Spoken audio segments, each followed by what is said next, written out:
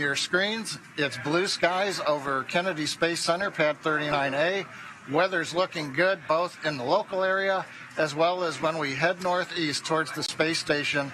The ascent trajectory looks good. So at T-minus 1 hour and 2 minutes, all systems are go.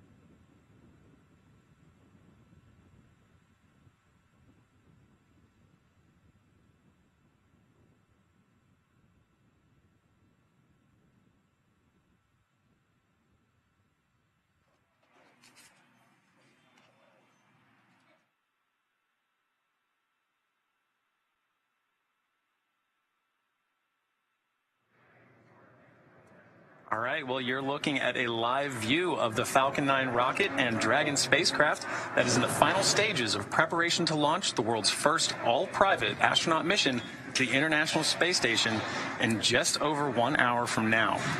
Today's launch marks the next step in evolution of the human spaceflight story. This is the first of a number of planned private astronaut missions, or PAMs, by Axiom Space to the International Space Station, and it represents the culmination of years of hard work between both government and private entities to open up the doors to low Earth orbit. My name is John Rackham, and I am the Crew Systems Deputy Manager at Axiom Space, based out of Houston, Texas. For awareness, we are cycling orbit tank isolation valves to equalize low flow pressure.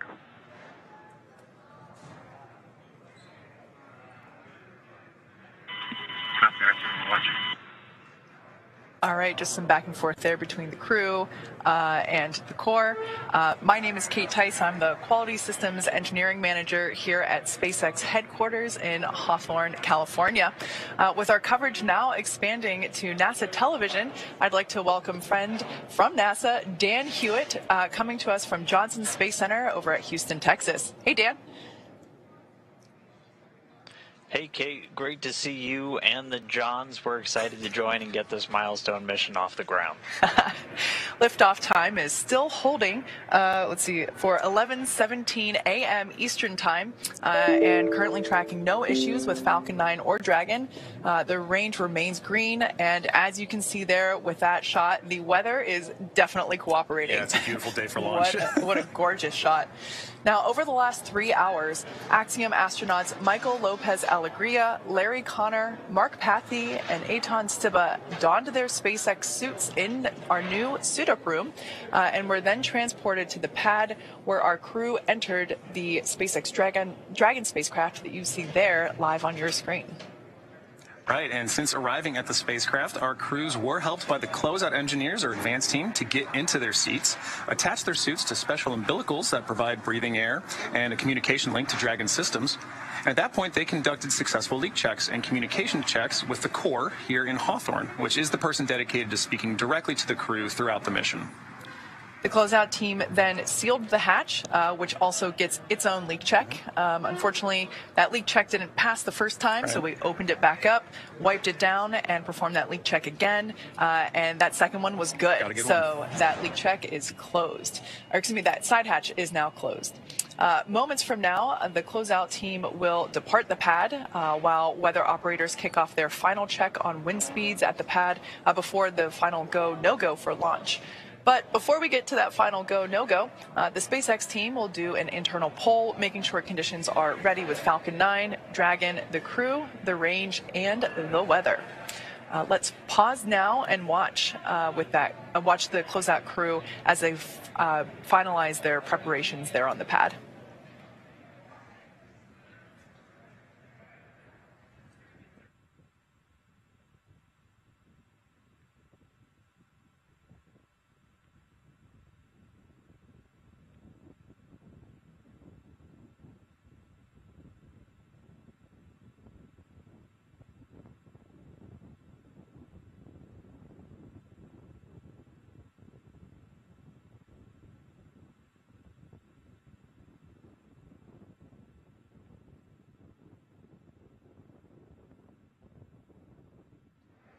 As you can see, the crew there on the right-hand side of your screen continuing to wait. Another 57 minutes until we lift off from pad 39A, which you can see there on the left-hand side of your screen.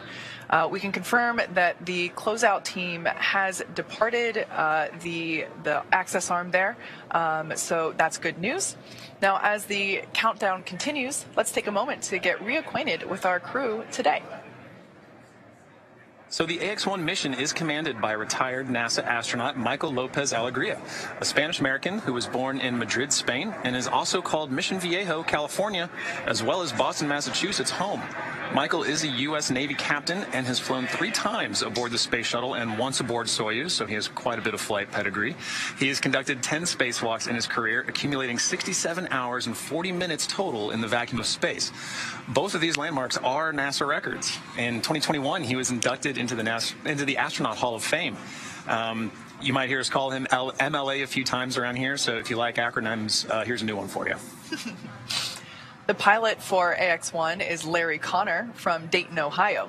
Larry is an entrepreneur, nonprofit activist, investor.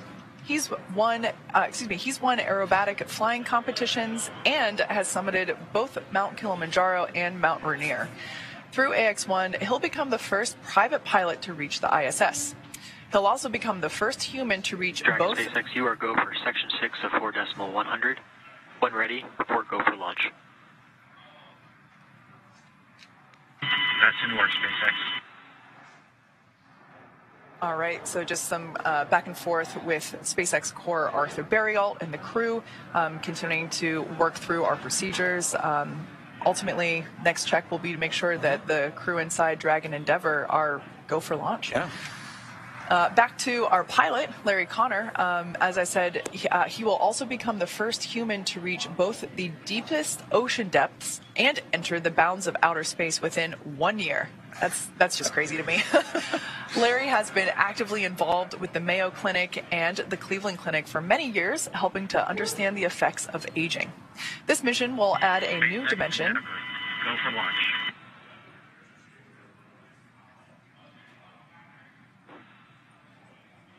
Copy that, Endeavour. Crews go for launch.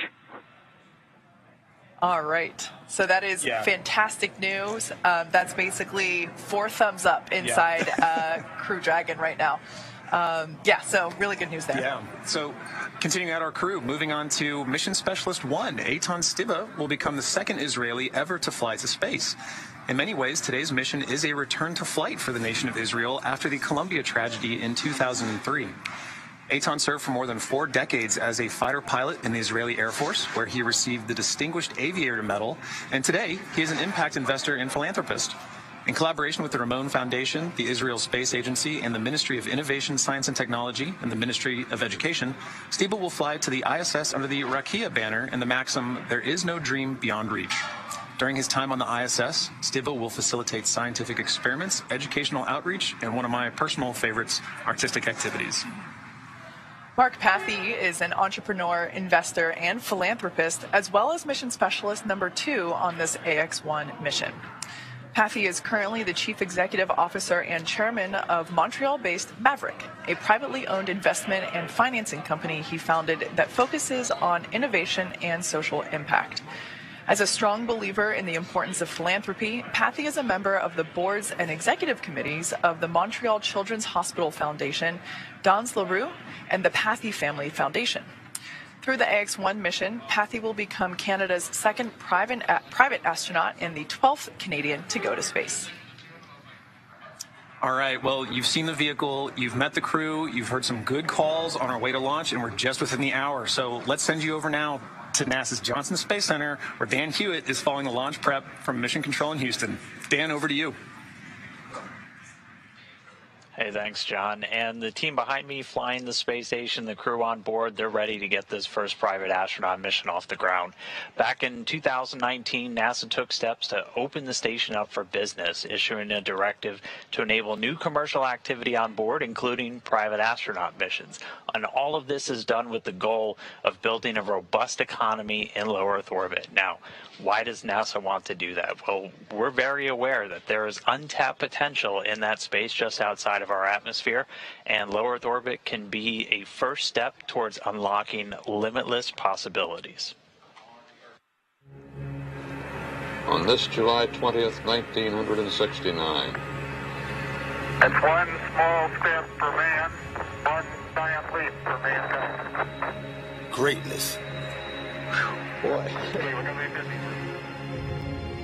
Cannot always be seized in a moment.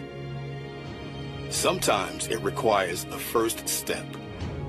A step into the unknown. Not knowing the path, but understanding the goal. Believing that the first step leads to greatness. We've touched the sky, believing it will lead to new worlds. We've left our home, believing in a brighter future.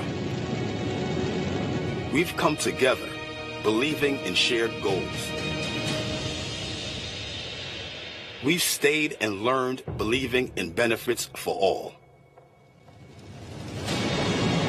We take the first step time and time again because we've witnessed its benefits and believe in its potential. So we're expanding and enabling this step for others to push humanity further as we prepare for the next giant leap. We'll always need this first step. We're here to stay. And now is the time to join us.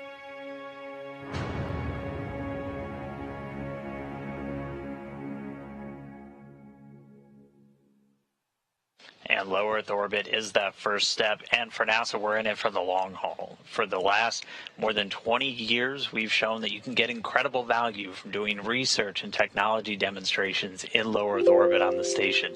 And along the way, we've continually increased our work with commercial organizations, flying research, payloads, entire facilities, experiments, and working with U.S. companies to fly cargo and crew to the station, the latter of those laying the groundwork for the mission we're seeing about to launch today.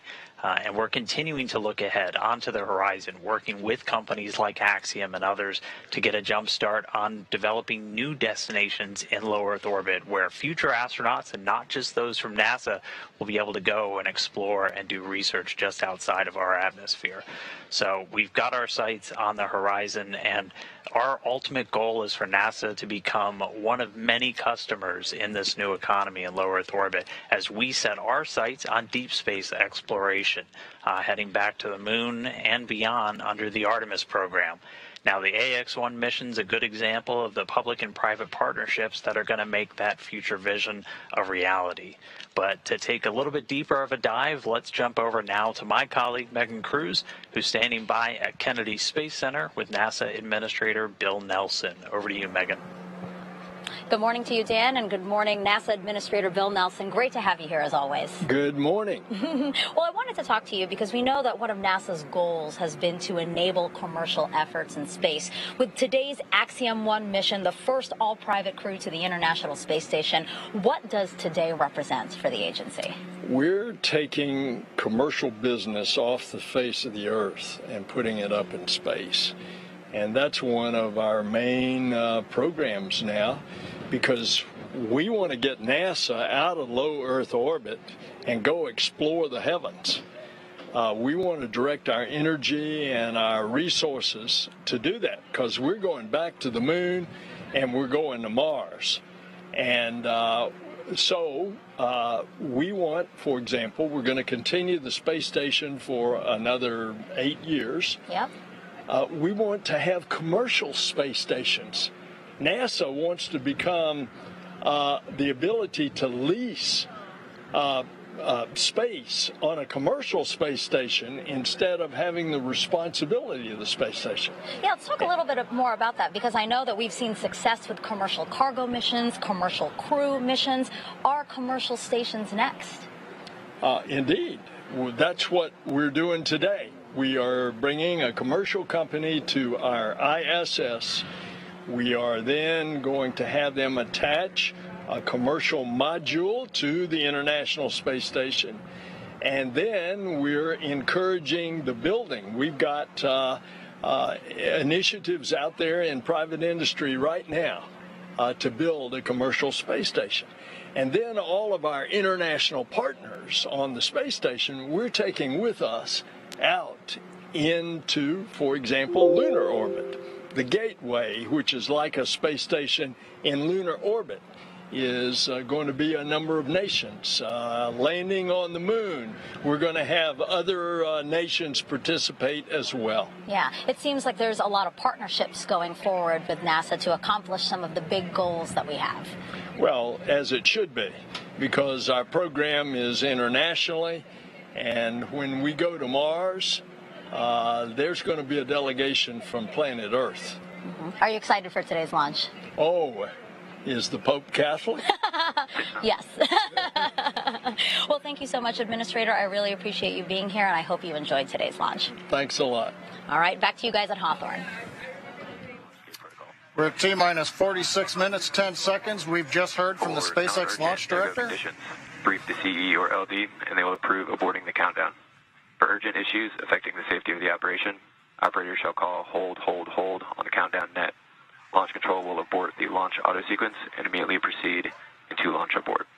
In T-minus 10 seconds, launch control will be hands-off and relying on automated abort criteria for the remainder of the count.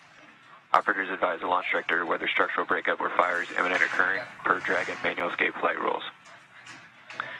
For those operators in firing up 4, in the event of a fire alarm, key operators noted in 57.83 will remain at their post while the alarm is evaluated. In the event that personnel safety is threatened, evacuate to the south-facing emergency exit, which leads directly outside. Firing group 4 and MCCX will go into a sterile cockpit and lock down for the duration of the time the launch escape system is armed. Launch control at this time, you may proceed with arming the crew arm for movement. Over that, arming crew arm for movement. T-minus 45 minutes and counting. You've just heard the SpaceX launch director give the final execution instructions to the launch team. Crew access arm retraction started. We're ready for propellant load. That'll begin in about 10 minutes. Before that, we've got crew access arm to retract happening now, and then arming of the launch escape system. Everything continues to look good for an on-time launch of Falcon 9 with Axiom 1 mission.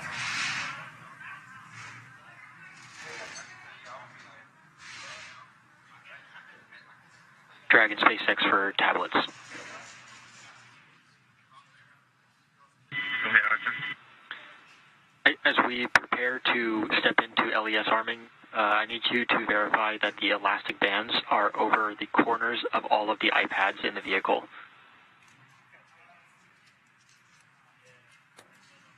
Roger, stand by.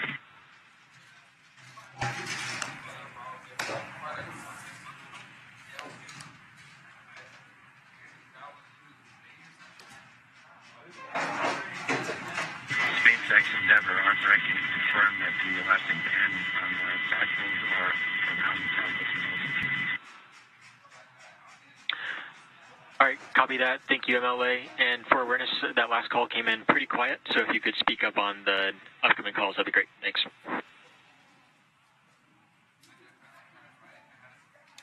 Okay.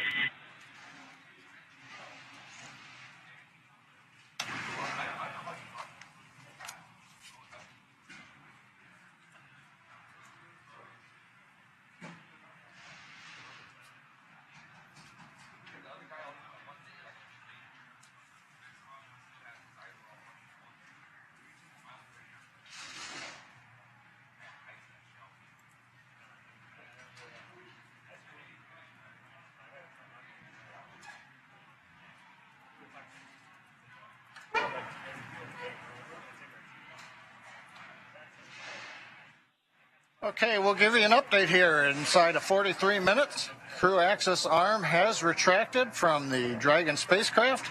Next up, we've got launch escape system arming. And then at T-minus 45 minutes, or T-minus 35 minutes, we'll begin loading propellant onto the Falcon 9. So right now, Falcon 9s go, Dragons go. Weather looks good, and the range areas are also cleared for launch. So Kate, John, everything is looking good.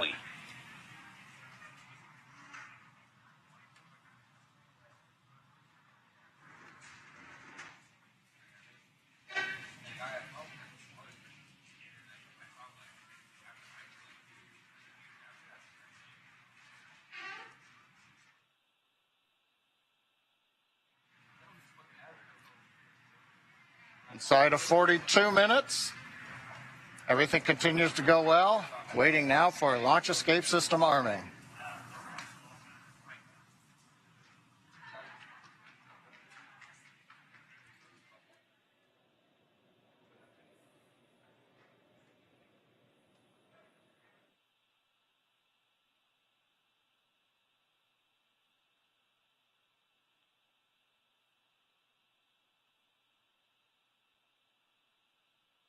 Endeavour, SpaceX for launch escape system.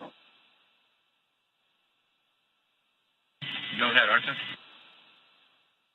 All right, MLA, at this time I can give you a go to step through section 7 of 4.100, close visors and arm the launch escape system. That should work.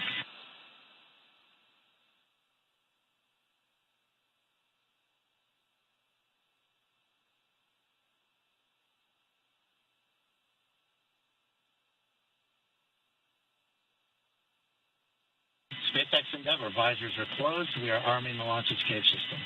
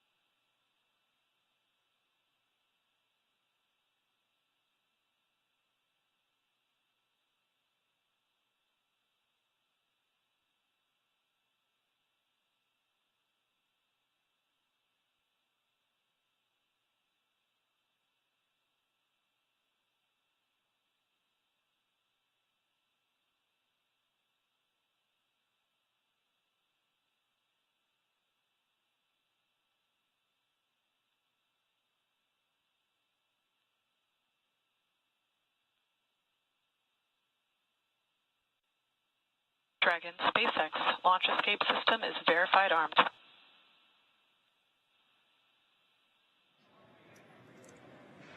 Copy, SpaceX. All right, there you heard it. The launch escape system is now armed. You can see there the crew in their seats with the visors down. Launch escape system, is the first of its kind escape system.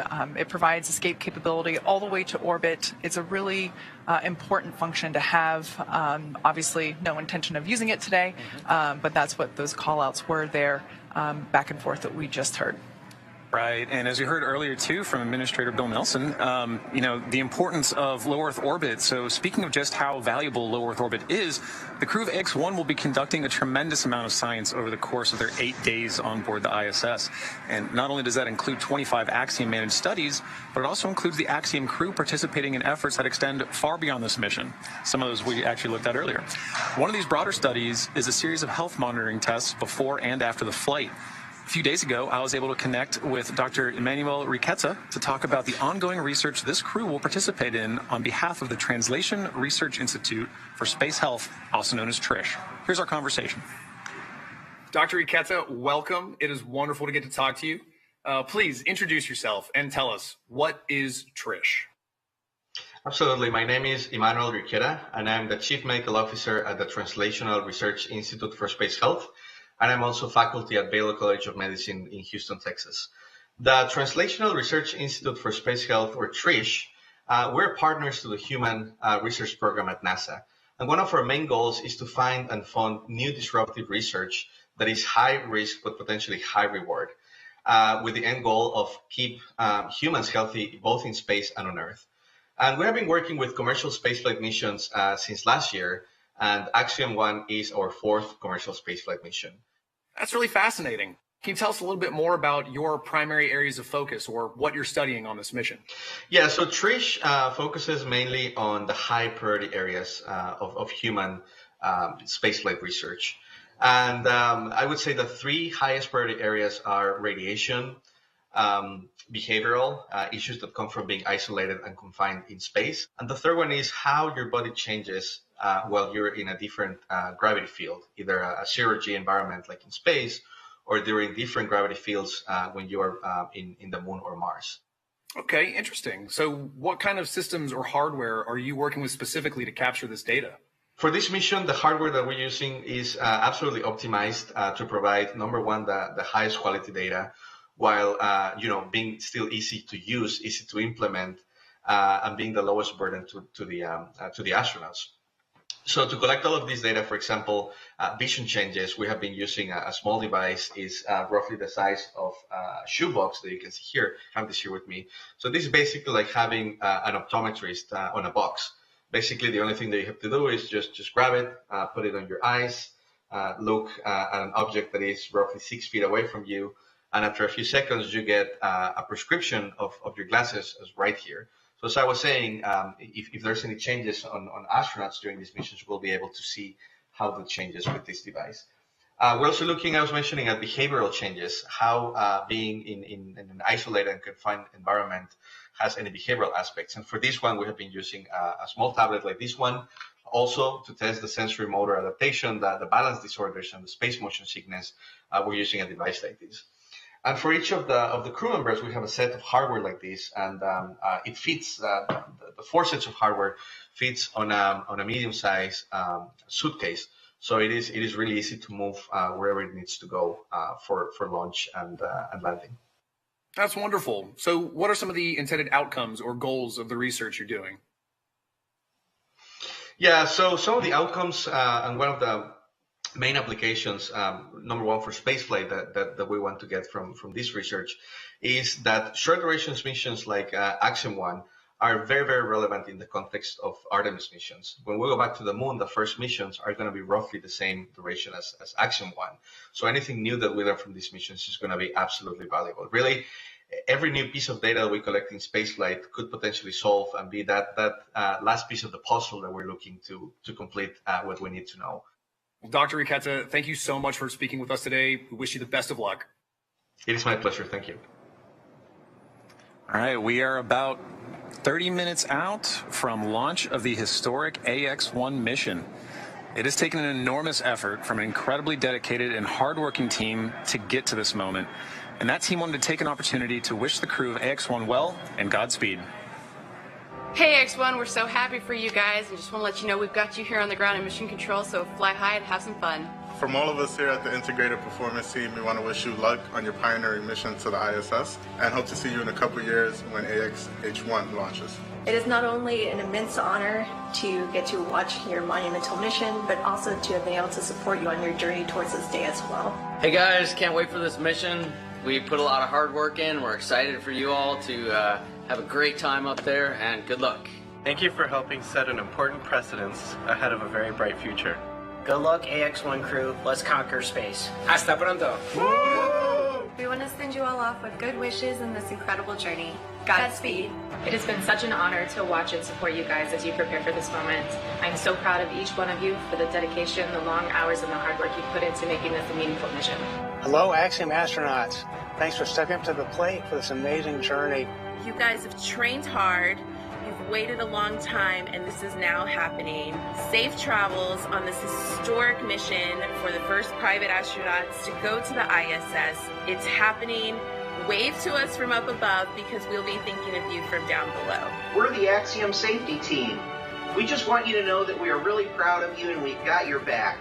We're wishing you a safe and successful mission, and we'll see you when you get back on the ground. Hi guys, we're the Axiom Soft Goods team, and we just want to wish you a good mission and get back safely. It's a real pleasure to be talking with you guys right now, and we're super excited for you. I'm here to cheer you on along with the entire Crew Systems team. Yay. Thanks for everything you're doing.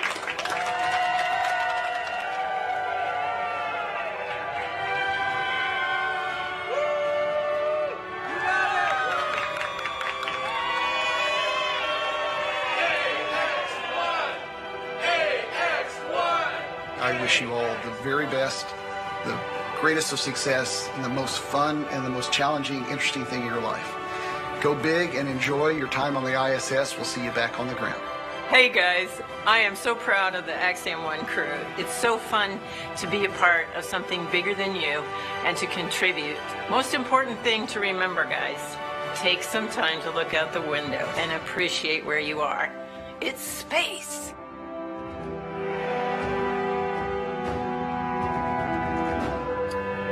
We're T-minus 31 minutes and 40 seconds, counting down to the first all-private astronaut mission to the International Space Station.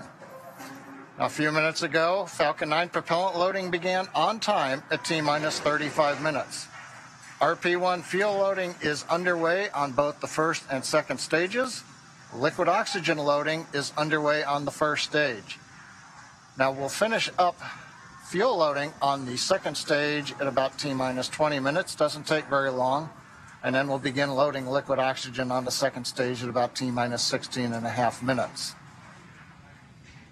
We'll continue propellant loading on Falcon 9 up until about T-minus 2 minutes.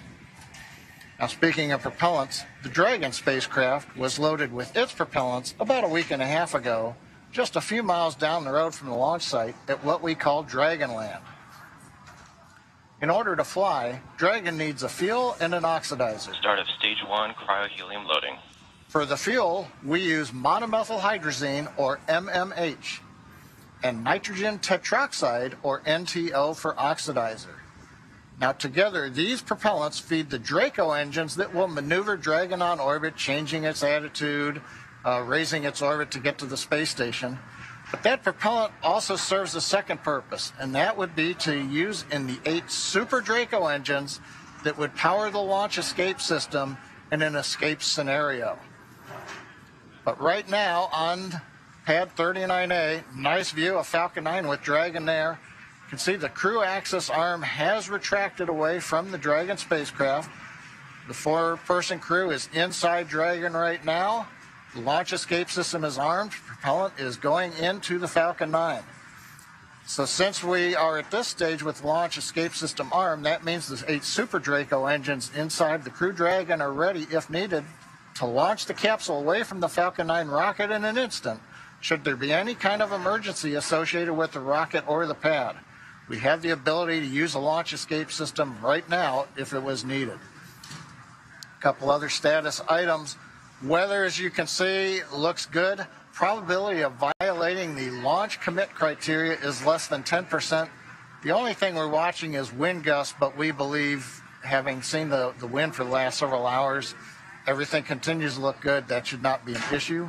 Weather is also good in the Atlantic Ocean should we need to use a launch escape splashdown site for the Dragon capsule. We've also got upper altitude winds we've been checking out. Balloons have been released by the range here recently. We continue to look good for upper altitudes as Falcon 9 flies through the periods of maximum dynamic pressure. And finally, on the range, of course, we have cleared the danger areas, the hazard, the caution areas. Everybody's out of there except the 4-person crew up in the Dragon capsule, very top of the rocket you can see in the picture. So coming up, T-minus 28 minutes, 30 seconds, everything continuing to look good on Falcon 9 with Dragon for the Axiom 1 mission. Let's take a moment now to get acquainted with the vehicles that you see there on your screen. That's a live view of Falcon 9 with Dragon, our spacecraft on top. Falcon 9 rocket is a rocket, Falcon 9 rocket with the Dragon spacecraft on top. Together stands about 215 feet, which is almost 30 feet taller than the Leaning Tower of Pisa in Italy, which is 183 feet. Falcon 9 is a reusable 2-stage liquid-fueled rocket, which means that it's kind of like 2 rockets in one, the first stage and the second stage. Very cool. So talking a bit about that first stage. The first stage is the bottom 2/3 of the vehicle that you see there. Has that nice patina. It's been reused a little bit. It's covered in soot from a previous mission. That first stage is responsible for accelerating Falcon and Dragon through the Earth's atmosphere and into space. To do that, it has 9 Merlin engines at the bottom of that first stage. Prior to liftoff, the Falcon 9 first stage is loaded up with nearly 1 million pounds of fuel and liquid oxygen. And the Merlin engines on the first stage are optimized for sea level. These achieve 190,000 pounds of thrust during ascent and descent. The first stage accelerates the vehicle through the Earth's atmosphere into space and then separates the rest of the rocket at about 2.5 minutes into flight. From there, the first stage will do what no other orbital-class rocket in the world can do. It'll make its way back to Earth and target a landing on our drone ship, a shortfall of gravitas, which you see there on your screen. The seas look great. The blue skies, I don't think it could be any more picture perfect. No, it's like a desktop right there, I think. Our drone ships are essentially autonomous, powered spaceports that allow our rocket to land over the ocean. For reference, our drone ships are equivalent to the size of a football field. So while it may have looked kind of small on your screen, they're actually pretty ginormous in real life. It's got to be to hold a rocket, right? As mentioned previously, Falcon 9 is a two-stage rocket. It's 2 rockets in one. Above the first stage is the second stage. Now, the second stage has a single Merlin vacuum, or MVAC, engine, which ignites after the first stage separates. Cryo-helium loading.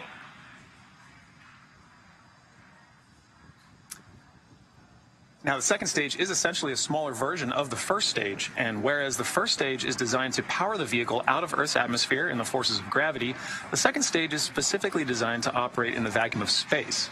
The second stage powers the Dragon spacecraft to its specific targeted drop-off point in orbit. The Dragon spacecraft is capable of carrying up to 7 passengers to and from Earth orbit and beyond. But for today's mission, it is carrying 4 members of the Axiom 1 crew. It is the first private spacecraft to take humans to the space station and the only spacecraft currently flying that is capable of returning significant amounts of cargo to Earth. Like the Falcon 9 rocket, the Dragon spacecraft is also reusable. Today will be the 3rd flight to space for this Dragon spacecraft that the Axiom 1 crew is flying in today. The previous flights for this capsule supported were recently the Crew 2 mission, and before that the Demo 2 mission, which was our first human spaceflight mission. Pretty incredible. Yeah. Now, as we await T0 in just under 25 minutes, the ground operations teams are doing a series of system checks to make sure both Dragon and Falcon 9 are ready for launch. Let's take a look at what the ascent portion of this mission will look like. Right, so once we hit T-0, we will watch Falcon 9 and Dragon lift off from historic launch pad 39A and make their ascent. At about 50 seconds into flight, Falcon 9's engines will throttle down to help pass through the period of maximum dynamic pressure on the rocket, or what we typically refer to as max Q. It's worth noting that once we hit max Q, the vehicle will be going supersonic. Once we're through the period of maximum dynamic pressure, we can throttle up our Merlin engines again. From there, at about 2.5 minutes into flight, we have a series of 3 events that happen in rapid succession. The first of which is MECO, or main engine cutoff.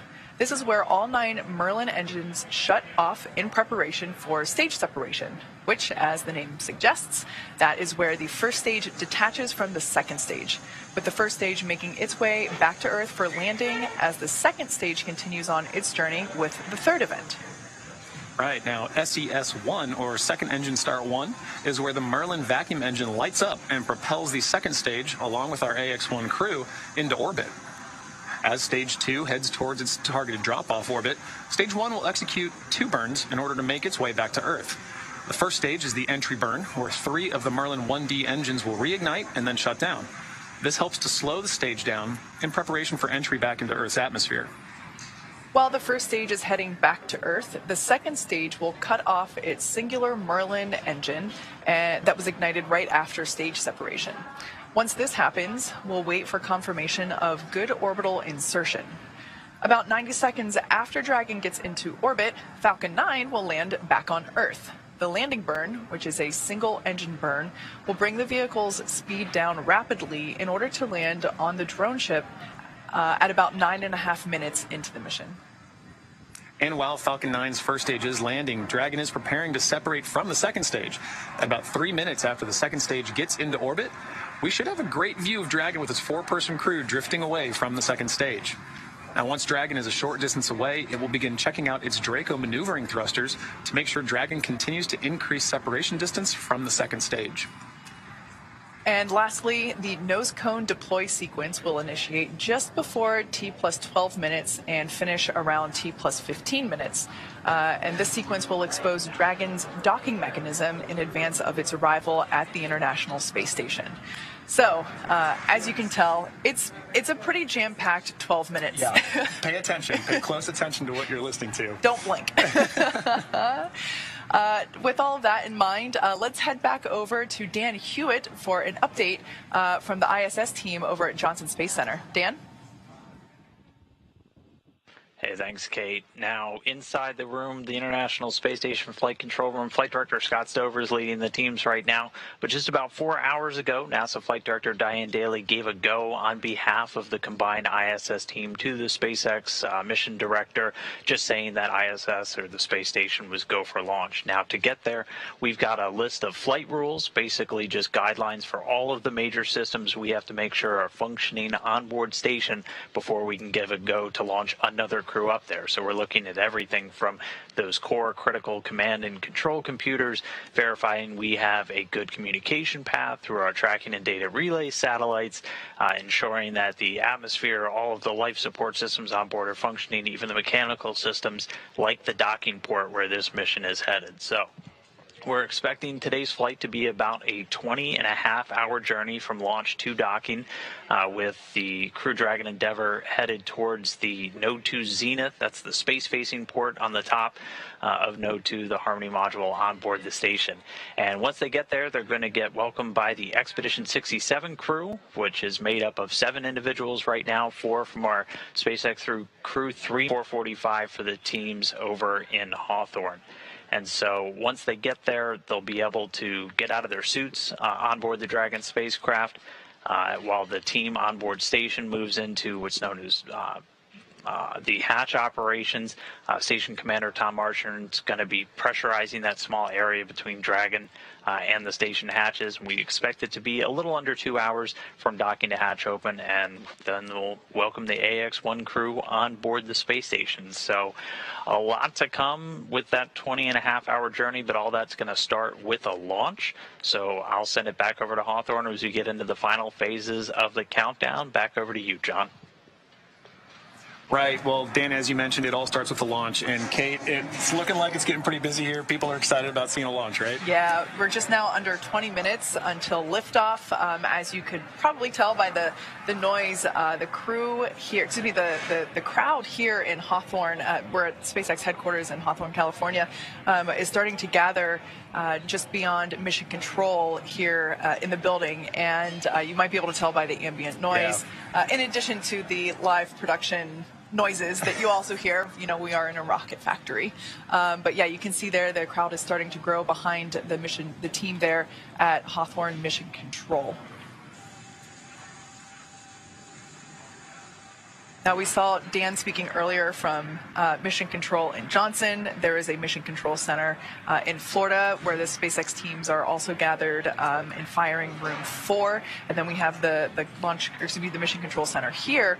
There's a shot of our Firing Room 4 there in Florida at Cape Canaveral. You can just barely make out Pad 39A there in the distance there through the window.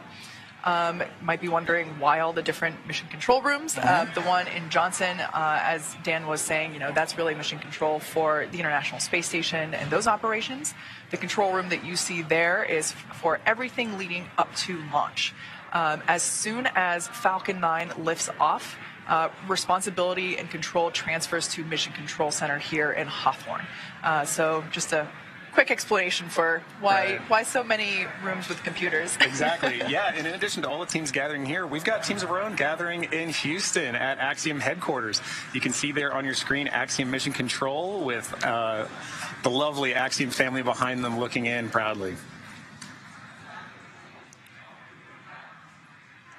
All right, well, you know, Dan mentioned that, you know, first we have launch, then we got rendezvous and docking, and then we've got 8 days of jam-packed activity on the ISS. So busy. Yeah, in docking day it's not just a ride to space, right? You get up there, you open that hatch, and crew is working. I got a little chance to look at some of their timeline. And as soon as they open that door, they are getting invited in. They are getting trained on some emergency procedures, and then stepping right into payload activities, stowage transfers, and just generally getting acclimated. But they're working before they go to sleep, and the work doesn't stop there. It sounds a lot like everything leading up to launch itself. Everything is scheduled, planned. Even, we know that even sleep time is scheduled on the ISS.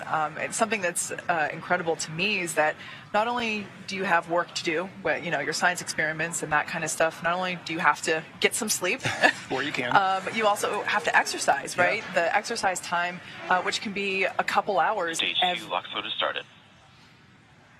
All right, so good news there. We have begun LOX load, liquid oxygen loading on second stage. So that is currently underway for first and second stage, as well as loading of RP1, which is our fuel on both first and second stages. Right. Right, and again, some of those things that he talked about, it's all following a timeline, right? And we are listening for those important cues along the way that we're hearing on these nets or on the loops, listening for where are we along in that timeline, so we know exactly where we are in terms for launch as we count down at just T-minus 15 from launch. Yeah, so I'm looking at my dashboard here. It looks like fuel load on second stage is now complete. So we're beginning that LOX load as we just heard. LOX load and fuel load continues on first stage. Axiom crew continuing to wait, following along with everything happening there with the touchscreen displays there above them, as well as their tablets strapped to their legs. Right. Everything continuing to look nominal for liftoff in just about 15 minutes. And as we approach that liftoff, in these final moments of our countdown to launch, Axiom Space founders Cam Gaffarian and Mike Suffredini wanted to take a moment to reflect on this mission. Well, this moment for me and Michael is a very special moment in a beginning of many beginnings, right? The launch of AX-1 going to International Space Station as part of our journey to build the first private commercial space station. And we're so grateful to be here and delighted at this moment as part of this incredible journey to commercialize and privatize low Earth orbit. On behalf of Cam and I, we'd like to thank the entire team that's made this historic journey possible. The SpaceX team in particular has done a tremendous job of prepping our crew for a launch on their transportation vehicle. The crew itself has done a fantastic job of getting themselves ready and planning their research. NASA, of course, we can't do this without NASA's leadership and support. And to each of you in the Axiom Space family, we couldn't have done it without you. We're looking forward to a bright future together. T-minus 14 minutes, 7 seconds, and continuing to count down. Everything is still looking good for launch of Falcon 9 and Dragon. That'll occur 17 minutes and 12 seconds after the hour. As a recap, Falcon 9 began propellant loading at T-minus 35 minutes. We just heard loading of the RP1 fuel. The kerosene fuel onto stage 2 was completed right on time at T-minus 20 minutes. We've still got fuel going onto the first stage. Looks like we're about 90% or so full right now. Fuel loading will finish up at T-minus 6 minutes, and we'll hear that call out in the countdown. Meanwhile, densified liquid oxygen is continuing to load onto both the first and second stages. First stage will close out at T-minus 3 minutes. The second stage, we just began loading liquid oxygen at T-minus 16.5 minutes just a few minutes ago. That'll wrap up at the T-minus 2 minute mark. Now we load the liquid oxygen as late as we can in the countdown. It's densified. That means it's ultra cold, well below the boiling point of liquid oxygen. That lets us put as much as we can on the vehicle for performance. And getting it on board the vehicle just before liftoff means it won't warm up, where you start to lose the ability to put liquid oxygen onto the stages, into the tank. In the quantities we want. So it stays nice and cold, it doesn't bleed off, and that gives us the performance we need on Falcon 9. Continuing on, Falcon 9, checkouts of the thrust vector controllers, what we call TVC wiggles, you may hear that term, they're coming up. We're also going to be doing throttle valve checkouts on the Merlin engines. That helps control the power of the engines as we go through flight. For example, you hear a throttle down or throttle up as we prepare for the period of maximum dynamic pressure. As we come up on the 12-minute mark, the range continues to be go. Roadblocks are up. All the hazard areas are clear. Airspace, sea space is good. The weather is go. Beautiful shots you can see here. Blue skies. I'm looking forward to some great views from the cameras as we head into space. And then finally on the Dragon side, the Dragon mission director and team, they're reporting no issues. We've done the communication checkouts with the crew. You can see the crew access arm has retracted into the launch position. You can see Dragon now with the strung back of the transport erector, and the umbilical is going to Dragon alongside of it. We've also armed the launch escape system, and obviously the crew is strapped in the Dragon capsule and they're ready to go. Final instructions of the crew will come in about a minute and a half at T-10. We'll listen to that. The crew displays will be configured for launch, and that setup will give the crew insight into how the launch is proceeding, and it provides constant updates on vehicle health. The T-5 minutes will be in the terminal count for Dragon. Dragon will transition to internal power, going to its onboard batteries and off of the external ground power. We're going to hear continued call-outs on the countdown net as we go from T-10 to 0, and then as we fly after T0 and liftoff, we'll hear call-outs as we head into space. And that'll be letting the crew know as they reach each of the milestones. Now, next big event coming up at T-10 minutes is we're going to do launch commit criteria, and final instructions will be going to the crew. One other thing that you will hear is during ascent you may hear 1 Alpha, 1 Bravo, 2 Alpha. These are launch escape states. As the Falcon 9 flies, if a launch escape was required, the crew on board knows where they are passing various points in the countdown, and that would tell Dragon what sequence of events to execute to come off of the Falcon 9 and bring the crew back safely down under the parachutes in the ocean. Right now, T-10 minutes. Let's listen in to the countdown now. Dragon, SpaceX, confirmed crew displays are configured for launch. SpaceX Endeavour, we confirm they're configured. Copy MLA, and on behalf of the entire SpaceX team, we're honored to have you aboard Endeavour for its 3rd flight to the International Space Station. Axiom 1 marks a new step in commercial spaceflight and research. We wish you a great mission, good luck, Godspeed, and enjoy the ride. Thanks for those words, Arthur. I've got a few of my own. I'm going to let my crewmate Eitan say it first, though. שלום. כמה ימים לפני שאנחנו מציינים את המסע הגדול שלנו לחירות, and a few minutes before launching on this journey, I wish to share with you the words of the Greek poet Constantine Cavafy that well describe the perspective of our marvelous crew. Keep Ithaca always in your mind. Arriving there is what you are destined for, but do not hurry the journey at all. Better if it lasts for years. So you are old by the time you reach the island, wealthy with all you have gained on the way, not expecting Ithaca to make you rich. Ithaca gave you this marvelous journey. בהצלחה X1, בהצלחה רקיע. Thank you, Eitan. I'm going to continue far less elegantly or eloquently, but as we sit here on the precipice of this new era in human spaceflight, we do so on the shoulders of professionals at SpaceX, NASA, and Axiom. We want to thank all the teams at SpaceX, Falcon 9, Dragon, the launch team, of course, closeout team, all of the folks in mission control, and of course our training teams. With NASA, boy, it's been tough. You know, the first time was always hard, and there's no playbook. It's all open field running, but with ISS program, commercial LEO development, and flight operations, we've learned a lot, and we'll continue to do so. We want to thank Cam and Seth for their vision, but especially all the people at Axiom for putting this mission together with the minor miracles that they perform. all of you, make no mistake, are the men and the women in the arena. Your faces are marred, if metaphorically, by the best sweat and blood, and you strive valiantly. You will have no place with the cold and timid souls who know neither victory nor defeat. The crew of the great ship Endeavour is ready to sail her proudly, Arthur.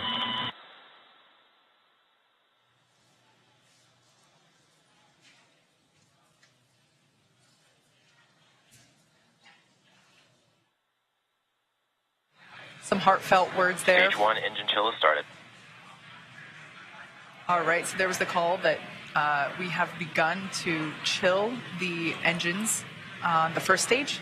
So what we're doing right now is flowing a little bit of the super chilled liquid oxygen through the turbo pumps on those M1D engines. There's 9 of them at the base of the first stage.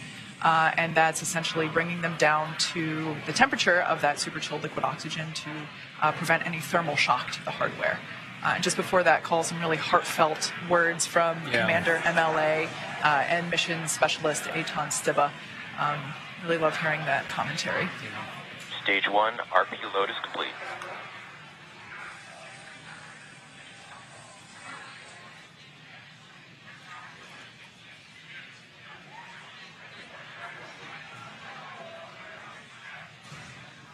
At this point in time, fuel is fully loaded on both the first and second stage. LOX loading continues on both stages.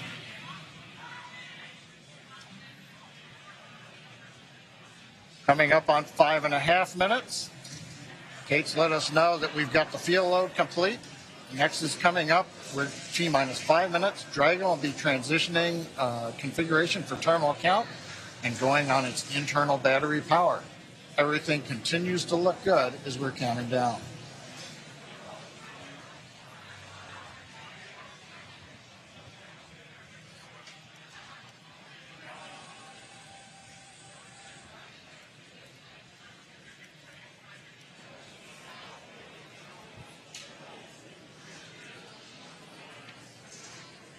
Dragon is in configure for terminal count. Falcon 9 tanks are pressing for strong back retracts.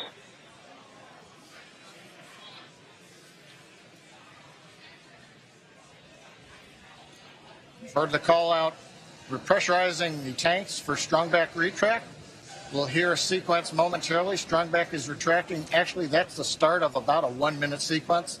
In about T-minus 4 minutes, the clamp arms that you can see there will open. And then we will see the retract from there. So we've heard the call out. That's the start of the sequence. Doesn't mean that the clamp arms are late opening. It'll take us a few more seconds. As you can hear, the excitement and the crowd is really growing here at SpaceX headquarters at Hawthorne, California. There you can see the clamp arms have begun to open. And next we should see the strong back begin to retract.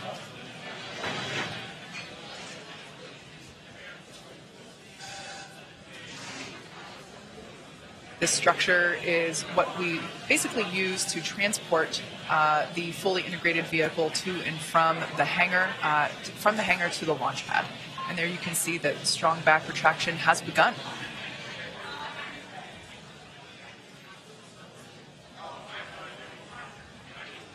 Everything continued to look phenomenal as we're now under 3.5 minutes until launch. RP1 fuel is fully loaded on first and second stage. Should be wrapping up LOX load on the first stage momentarily and continuing to fill on second stage. Stage 1 LOX load is complete.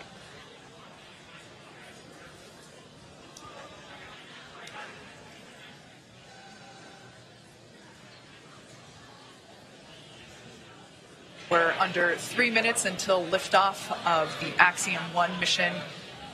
Dragon is in terminal count and is on internal power. All right, there we heard that Dragon is on internal power. As I was saying, we're getting close. The crowds are growing. The excitement is palpable. You can see there on the left-hand side of your screen, mission control here in Hawthorne, California, just behind where John and I are.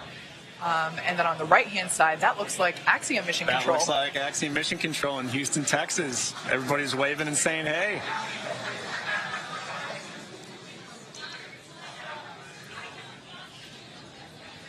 All right, at this point in time, that LOX load on first stage is complete.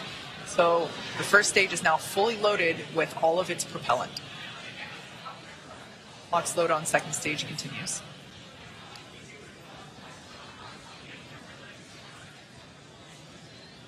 As we've mentioned before, Stage 2 LOX load is complete. All right, so there's that call. At this point in time, Falcon 9 Dragon is in auto idle.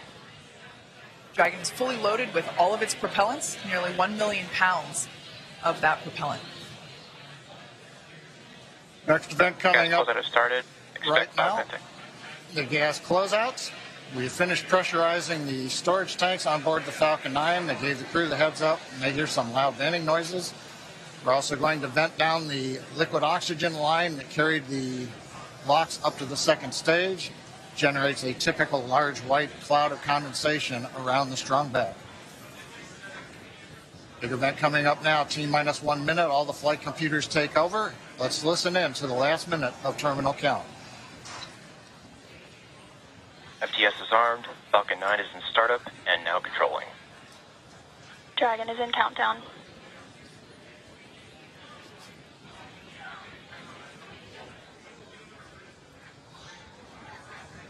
Dragon, SpaceX, go for launch. SpaceX Endeavour, we acknowledge, go for launch.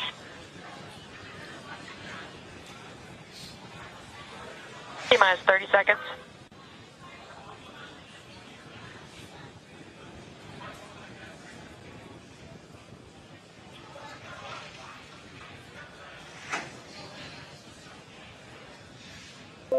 T-minus 15 seconds.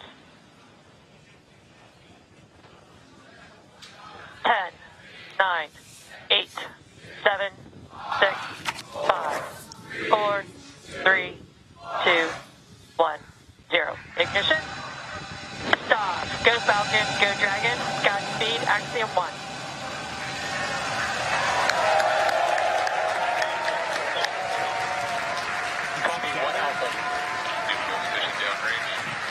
Together, a new chapter begins. Godspeed, AX-1.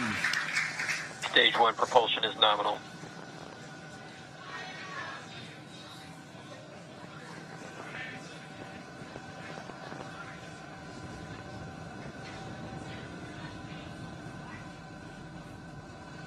T-plus 38 seconds into this historic mission, flying crew on board Dragon and Falcon 9. Orange telemetry nominal. Stage 1 throttle down. Throttling down in the preparation for max dynamic pressure.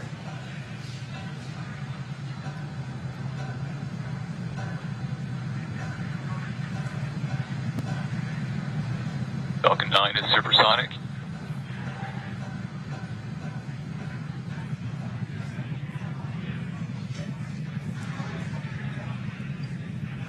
XQ. Stage 1 throttle up.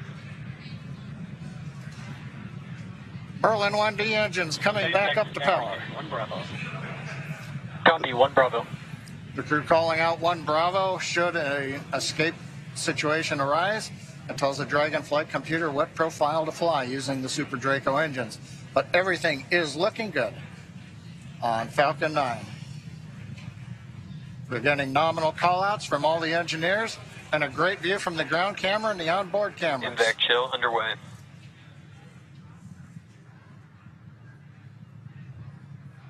Beginning to chill in the second stage turbo pump in preparation for its ignition coming up in just over half a minute from now.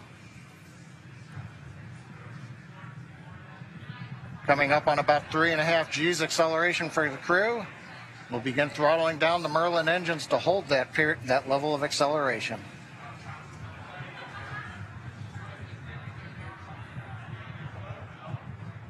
Next event coming up, we're going to get main engine cutoff of the 9 engines. Get stage separation and ignition of the second stage engine. You've heard the throttle down call out. We're holding 3.5 Gs for the crew.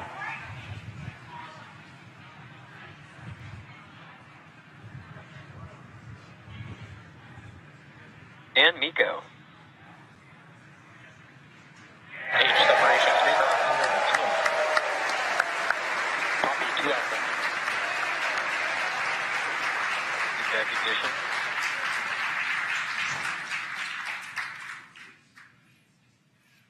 Successful stage separation, ignition of the second stage engine. On the left, the titanium grid fins beginning to slowly deploy. Great views from the first stage camera.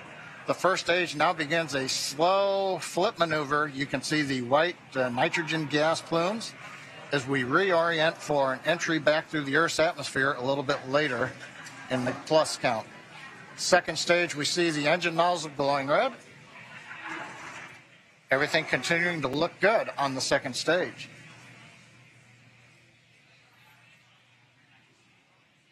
We should be hearing call-outs coming up to the crew here shortly on how the trajectory is looking.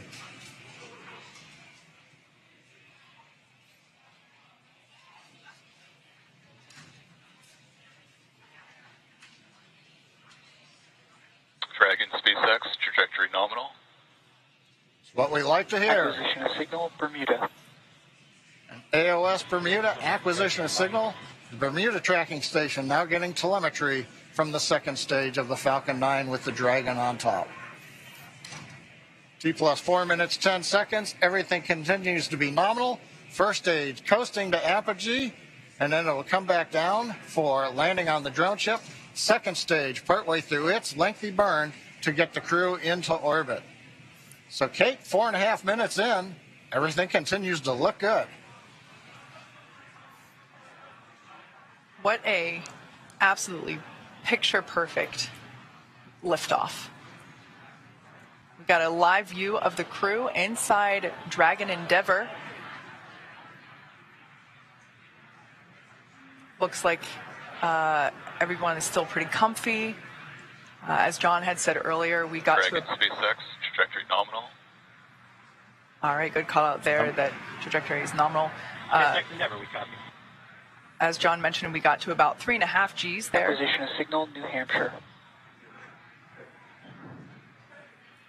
On the left-hand side of your screen, we can see the first stage as it is making its way back down to Earth.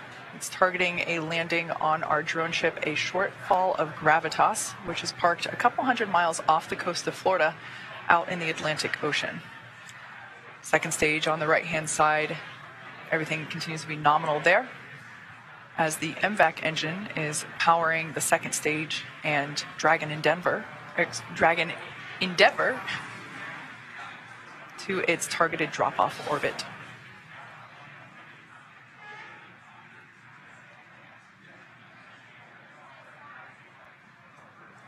Absolutely beautiful views of both the first and second stages. SpaceX, trajectory nominal.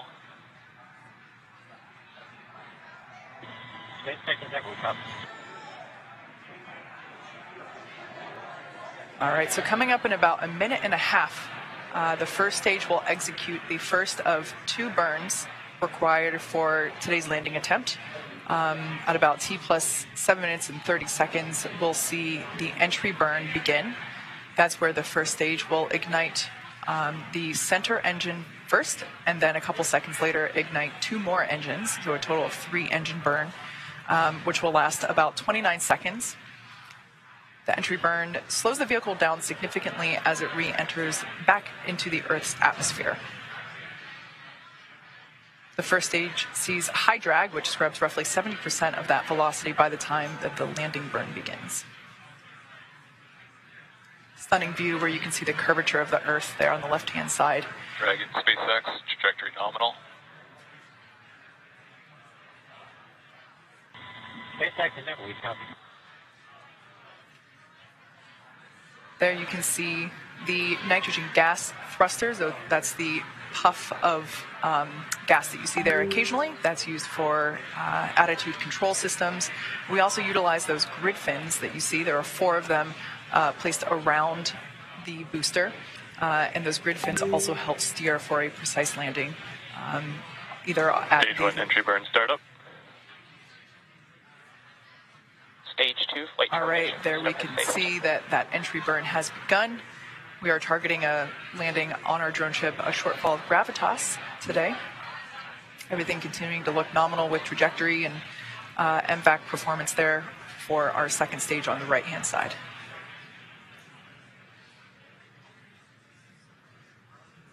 So we are conducting the entry burn. Previously, the booster was... Stage 1 entry burn shut down. That entry burn helps slow the booster down. It was going about 25 times the speed of sound. So we slow it down as it re-enters the dense part of the Earth's atmosphere.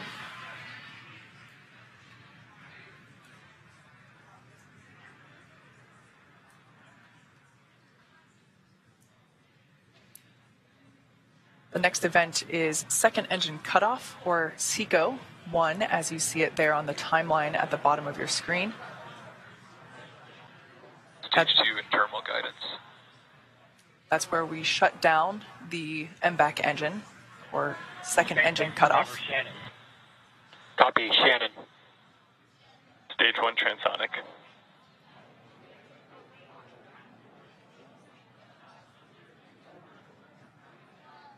Note that our landing burn and second engine cutoff will occur about the same time. Shut down. All right, we got a live view of the crew inside Dragon Endeavor there on the right-hand side of your screen. Stage 1 landing burn. Landing burn has begun for the first stage. Stage 6, nominal orbit insertion. All right, great news there. Dragon Endeavor, nominal orbit insertion. SpaceX Endeavor, we copy, and it's great to be here. 0G, and we feel fine. Stage 1 landing leg deploy. SpaceX Dragon launch skip system disarmed. As you can see, this Falcon 9 has landed for the 5th time. All the while, great commentary there. Landing confirmed. While we can confirm the landing, confirmed landing there of the first stage booster. Also, almost simultaneously, great news for the second stage. We heard that there was nominal orbit insertion for Crew Dragon Endeavor. There you can see a live view inside our Dragon.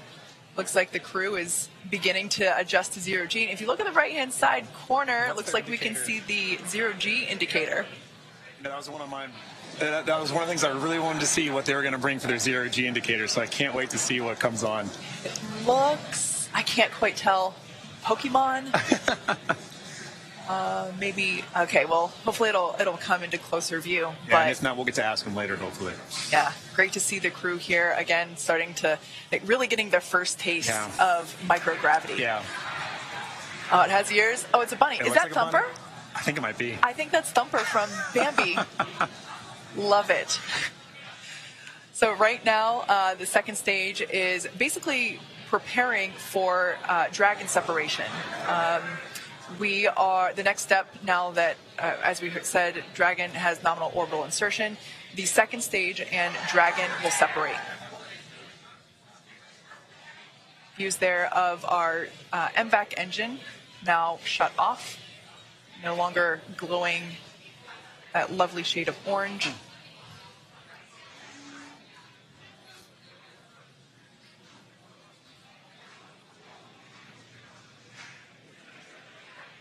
Right now, the second stage is about 200 kilometers above Earth. Preparing now for stage separation. Excuse me, for Dragon separation.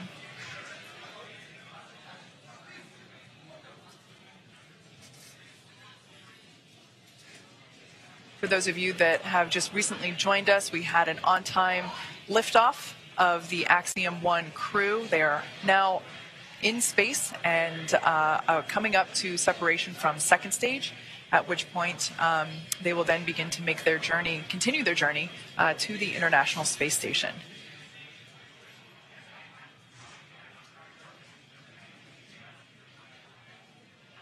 The view that you're currently looking at is inside the Dragon trunk, which, as you can see, has just separated from the second stage. Dragon separation confirmed. On behalf of the Falcon 9 team, welcome to space. Thanks for flying Falcon 9. guys enjoy your trip to that wonderful space station in the sky. Do some great research for us. We'll look to see you back here underground. Now stand by for some words from LD. And MLA and the rest of the crew Endeavor, glad we got to have some fun this morning. We'll probably be calling an early weekend over here at the Cape. Pass you over to Anna and the team. You'll be in good hands. Godspeed, Endeavor. Enjoy the rest of your flight. Cheers. Hey, Mark, it was a lot of fun. I venture to guess we had a little bit more than you today. We thank you and your launch team, Girth, you and the Falcon 9 team. That was a hell of a ride, and we're looking forward to the next 10 days.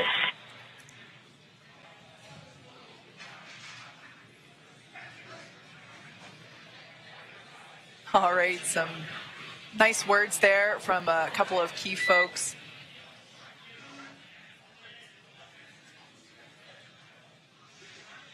Our first Quindar tone of the mission. Yeah. I queued up right when I heard that. There we can expected loss of signal, Bermuda and New Hampshire. There we can see Dragon Endeavor on its way to the International Space Station. It has separated. There's a view Dragon inside. SpaceX, we had nominal dehumidifier activation and service section Draco checkouts.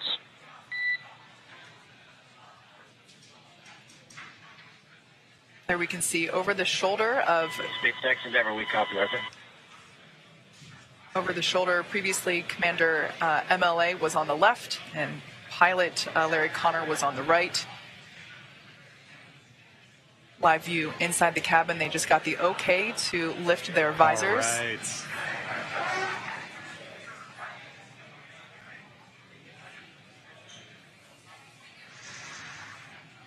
All right.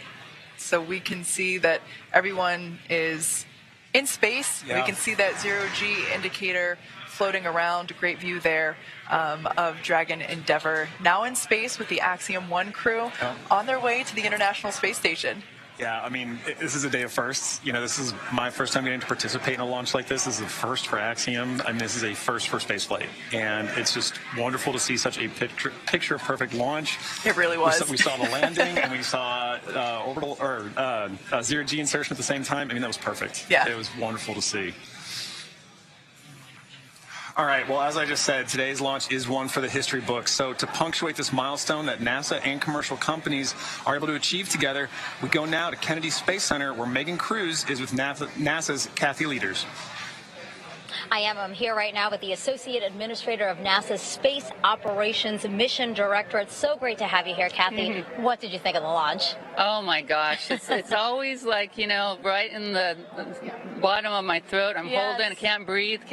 Yes. But what a beautiful, beautiful sight. Yeah. So good to see it. I want to tell everybody working Artemis 1 wet dress, we're off the range. We're off the range for Axiom 1, and we can get moving. But you always want to hear the engine cut off. You always want to hear that second stage engine's lighting. You always want to hear, you know, each of these stages, and we need to just keep carefully working through the different steps to get that crew there to the International Space Station safely. Yeah. What does Axiom 1 represent? Axiom 1 and also future private astronaut missions to the International Space Station. Hey, you know, NASA's original goal was to enable commercial industry. That was actually in our original Space Act agreement. And so here we are, you know, 60 years later, enabling that through our missions. And so I just feel like this is a culmination of 60 years of work for us. And here we are once again getting to see, and for the first time getting to have commercial, you know, private astronauts going to the International Space Station, and they'll get to see what our government, what they're calling professional astronauts doing their real work, but then also getting to do their work too. And it's another place where learning to peacefully work in space, I think, is moving us forward. Yeah, so important. And, you know, we just watched Axiom 1 lift off from that launch pad right there behind us. In a couple of weeks, we're going to see Crew 4 launch from that same launch pad. And then just right next to it, Pad 39B, we have NASA's brand new Space Launch System. Can you recall a busier time we've had here at the Space Coast? And how is Kennedy Space Center managing its new role as this multi-user spaceport? So I think somebody else, Bob Cabana had this dream of a multi-user spaceport here. So I think he should be very, very proud of his KSE team, and Janet Petro and her team are obviously leading the way right now, because this is not easy to do. It's not easy to go make sure all of these people have all the capabilities, and are obviously working with our Air Force sister agency there too, and making sure that all these launches get supported in a seamless way. Just an amazing job. Yeah, a lot of juggling that has to happen. Yep. So, I just talked about SLS. We are looking forward to the moon with that launch later this year. Why is it still so important to maintain a presence in low Earth orbit when we're looking towards the moon now? Because we still don't have everything figured out how to do things yet for the moon and Mars. And really, the cheapest place for us to see a differential gravity environment and for the long term is still LEO. Yeah. And so we've got to continue to do these long duration flights, keep doing our medical protocols, keep doing our physical protocols, keep testing out our equipment through those long duration missions. It's the only place where we can do that right now. Yeah. And so we still need to be able to have this kind of a test bed for us to be checking out and proving our protocols, our research, our technology before you go put somebody in a rocket that's going to go to Mars, right? Yeah. So just like always, we prepare, we get ourselves ready, and a low Earth orbit destination is a perfect place to do that. And again, how does us fostering commercialization efforts in space, how does that free us up to pursue these other dreams that we have as an agency? So, the administrator today in the pre-mission conference, he said, we right now are doing, this is our first step. We're working with a commercial company to have them come to our International Space Station. And we're learning to work together and figuring out how to work together. And this is going to be an important step for us, because moving forward, we would actually like to now be able to buy a ride and time on orbit with a commercial company to be able to have them do that. And so this is the first step of their learning from us and us learning from them. And then in the future, we're going to have space station for another 8 years, but we would like by the early 2030s for us to be flipping the roles and have our professional astronauts going up and checking and doing and focusing on the research and technology we need for exploration, but allowing commercial providers to be doing the hard work of maintaining the laboratory. Kathy, what an exciting future. I'm looking forward to seeing it, and thank you again for being here. Thank you. All right, back to you, Dan. All right. Hey, thanks, Megan. It is great to see the AX-1 mission on orbit. The team here with the space station are ready. We're ready to get them on board. So their journey just started. They've got about 20 and a half hours until they're docked to the space station. Again, they're headed for the Zenith port on Node 2. That's the space-facing one on the very top. With that docking scheduled right now for 11:45 GMT on Saturday. That is just about 6:45. I have a feather. In my right hand, a hammer. And I guess one of the reasons we got here today was because of a gentleman named Galileo a long time ago, who made a rather significant discovery about falling objects in gravity fields.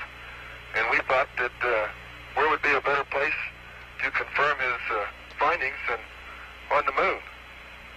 And so we thought we'd try it here for you. The feather happens to be appropriately a falcon feather. En la NASA, nuestro recurso más importante es nuestra gente. Una fuerza laboral talentosa, diversa, dedicada a estudiar los secretos del universo y de nuestro planeta natal. Para el beneficio de la humanidad. La comunidad hispana contribuye a diario a misiones esenciales de la agencia. Trabajando para mantener seguros a nuestros astronautas y misiones en órbita. Monitoreando los efectos de cambios climáticos. Prediciendo eventos meteorológicos que pueden afectar a nuestras comunidades. Ayudando a la respuesta en desastres. Diseñando los aviones de tecnología sostenible del futuro. Desarrollando ciencia y tecnología a bordo de la Estación Espacial Internacional. Desentrañando los orígenes del universo. Buscando señales de vida antigua en otros planetas. ¡Hemos llegado! ¡Perseverance llegó! y preparándonos para llevar a la primera mujer y a la primera persona de color a la Luna. Nuestra diversidad de orígenes y culturas impulsa nuestra capacidad para innovar. Y hace que nuestra agencia sea más fuerte, incluyente y diversa. Somos hispanos. Somos hispanos. Somos hispanos. Somos hispanos.